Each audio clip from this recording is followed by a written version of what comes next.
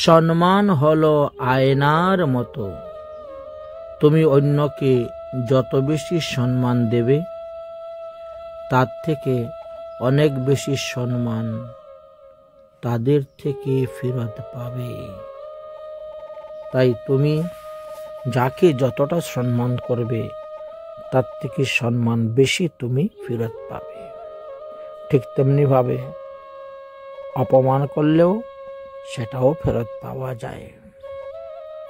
তাই হিতোপদেশের মাধ্যমে আমাদেরকে এই জ্ঞানটা দিয়ে গেলেন যে সম্মান পেতে হলে আগে অন্যকে সম্মান দিতে হবে, ভালোবাসা পেতে হলে আগে অন্যকে ভালোবাসা দিতে হবে। প্রতিটা বস্তুরই এই জন্য এখানে আয়নার সঙ্গে তুলনা করা হয়েছে। এই জন্য বলছেন সম্মান হলো আয়নার মতন,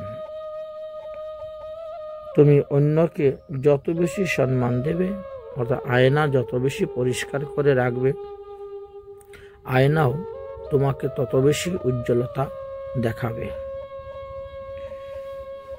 এই জন্য এখানে আয়নার সঙ্গে তুলনাটা দেওয়া হয়েছে।